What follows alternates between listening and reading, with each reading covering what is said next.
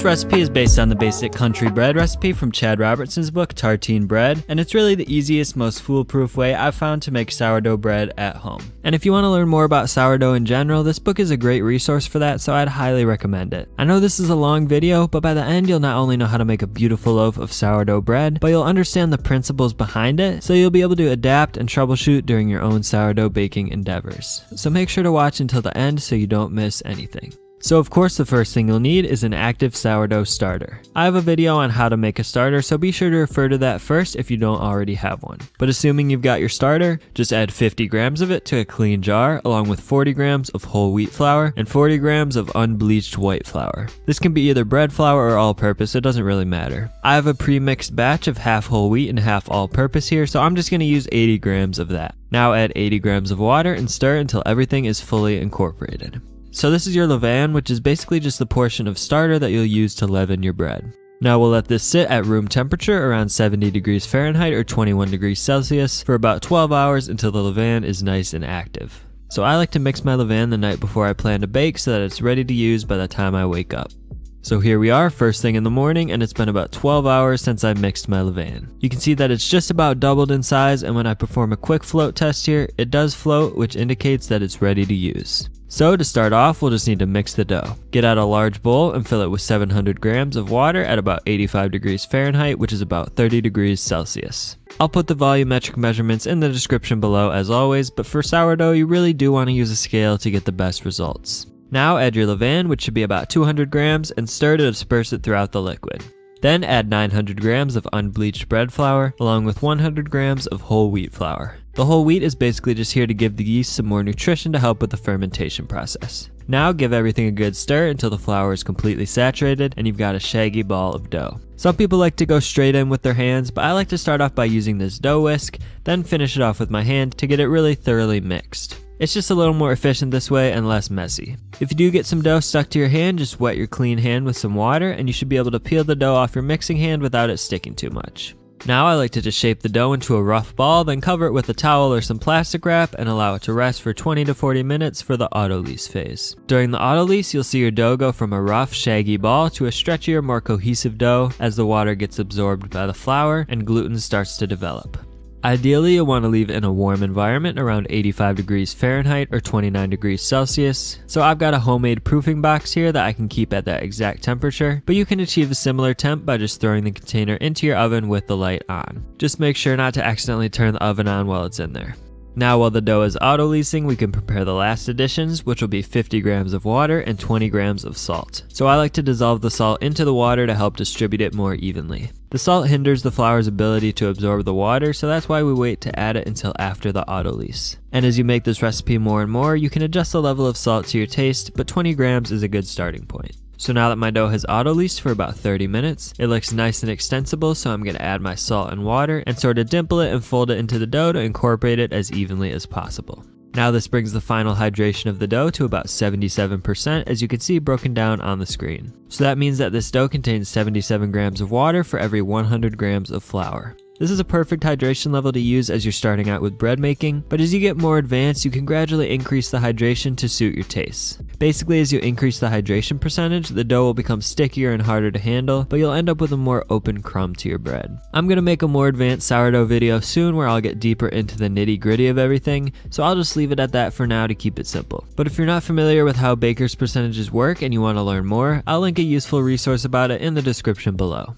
Anyways, once the dough is completely mixed, it's time for the bulk rise phase. So at this point, I like to transfer it to a clear rectangular container like this one so I can see how the dough develops over time, but you could definitely just leave it in the same bowl if you prefer. So just fold the dough over itself a few times to form a general ball shape, then cover the container and put it back into your warm environment to start rising. So the bulk rise will take about 2 hours total, and we'll be performing 5 sets of folds throughout that process to develop tension in the dough. So that'll be 1 set of folds every 25 minutes. So after the first 25 minutes, take your dough out for the first set of stretch and folds. I like to keep a bowl of water here so I can wet my hands each time before handling the dough. So just grab a piece of dough from underneath and stretch it as far as it'll go without tearing, then fold it over itself like so. And you'll repeat that 7 more times around the entire perimeter of the dough. So just keep rotating the container and stretching and folding until you're back to where you started and your dough has formed a nice taut ball. It might not be extremely stretchy at first, but it'll get more and more extensible with each set of folds. So once that's done, just place the dough back into your warm environment.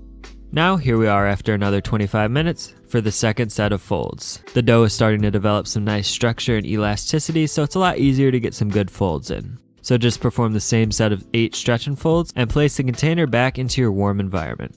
Now it's been another 25 minutes and it's time for the third set of folds. At this point the dough is starting to get a lot softer and airier, so we'll need to be more gentle with it to preserve that airiness. So perform your usual set of 8 stretch and folds, then we're actually going to flip the dough over at this point to prepare it for our next method of folding, which will be more gentle. So for now, just sort of wrap the edges underneath like so to maintain the dough structure, and return it to your warm environment for another 25 minutes. Now after that 25 minutes, we can begin our fourth set of folds. This time we're going to use a method called coil folding. So you'll basically just lift the dough up and let it fold underneath itself, then turn the container 180 degrees and do the same thing with the other side.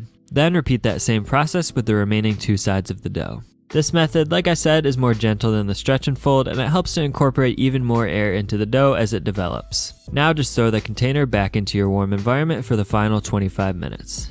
Alright, so after that 25 minutes, it's time for the 5th and final set of folds, which will again be coil folds. So perform your folds on each of the 4 sides as you did last time. If you see any large bubbles on the surface, just go ahead and pop them so they won't end up in the final bread.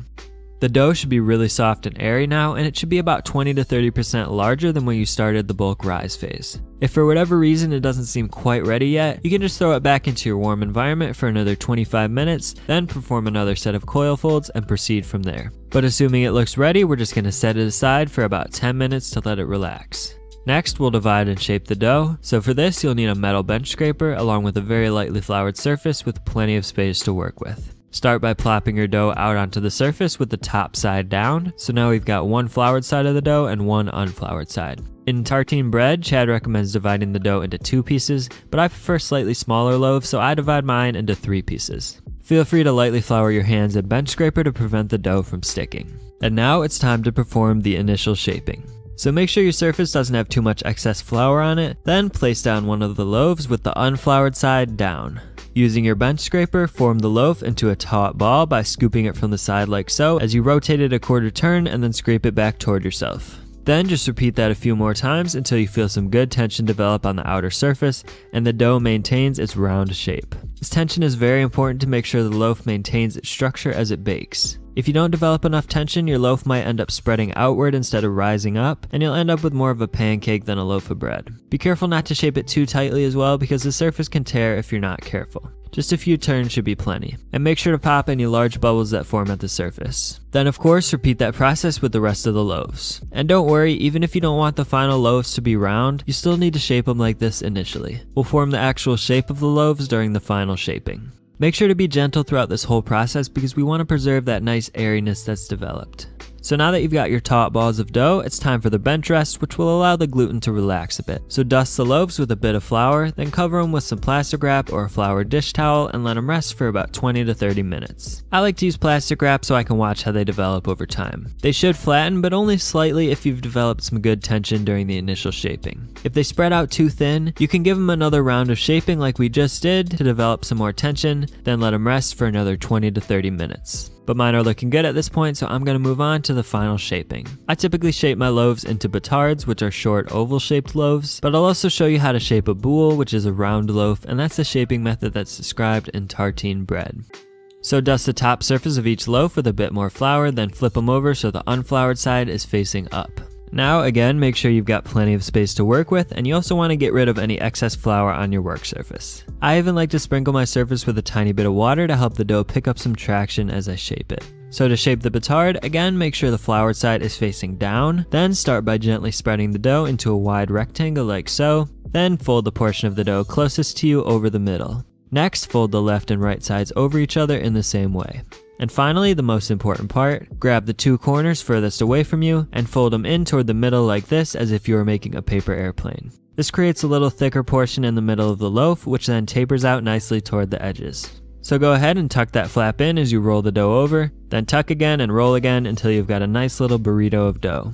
It helps to drag it along your work surface a few times too to develop some more tension. Then flip it over to make sure the seam at the bottom is closed, and mine looks pretty good. So now we'll need to place it into a proofing basket for the final rise. I'm using an oval banneton, so I'll link the one I use in the description below, but you can also just use a bowl lined with a dish towel if you don't have a banneton. To prevent the dough from sticking, we'll need to lightly flour the banneton with some rice flour, or any type of flour really, but rice flour works the best. Then just gently place the loaf into the banneton seam side up. If you notice any seams that haven't fully closed, make sure to pinch them shut at this point. Then dust the loaf with a bit more rice flour to prevent it from sticking, and set it aside as we shape the rest of the loaves. So next we're going to shape a boule. This is mostly the same as the batard, so make sure the floured side is facing down. Spread the dough out slightly, then fold the portion of the dough closest to you over the middle. Then fold the left and right sides over each other as you did before, and again grab the two corners furthest away from you, but this time you want to pull them all the way up and over the loaf as you flip it right side up.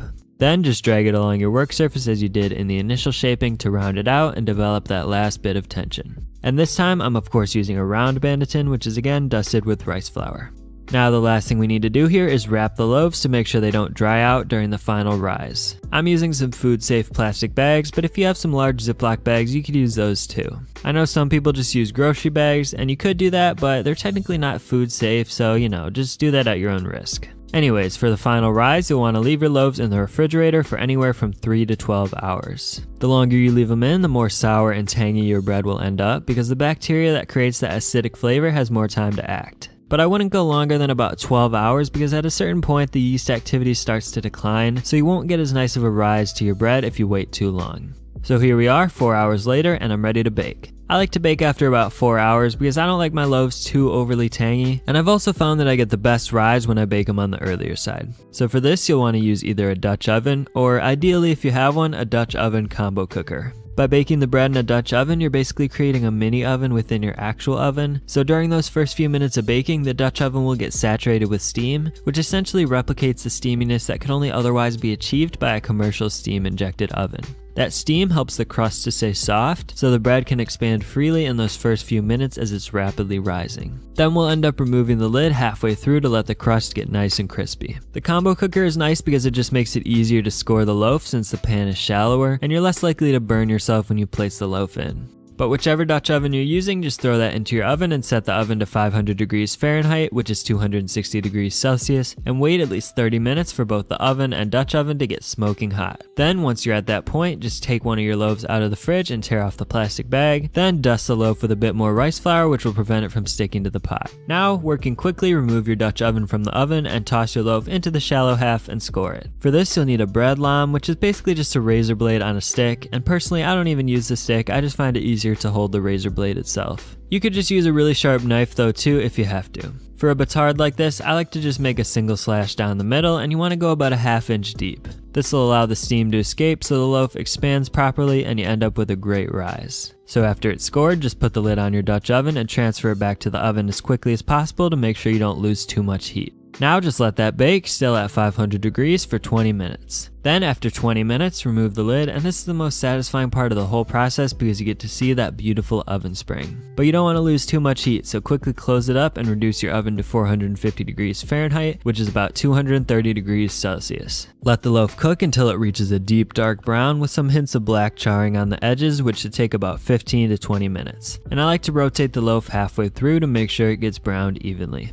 A lot of people don't bake their loaves dark enough. You really want to let it reach a dark brown for the deepest, most complex flavor, not to mention the crispiest possible crust. So once the loaf is baked to your liking, remove it to a wire rack and allow it to cool for at least 30 minutes or up to a few hours. The inside is still finishing cooking as it cools, so you risk leaving it undercooked if you cut into it too early. Trust me though, it'll be worth the wait. As that cools, make sure to place your Dutch oven back into the oven and return it to 500 degrees Fahrenheit and let it heat up for a bit before baking your next loaf. For the boule, I like to score it with a cross pattern like this, but really you can score it however you like. The baking process is the same regardless of the shape of the loaf, so I'll just leave it in there for 20 minutes, remove the lid, and bake for another 15 to 20 minutes to get that nice browning.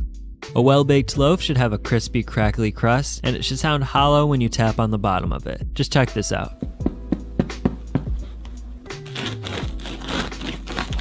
It should also have a beautiful, wide open crumb when you cut into it.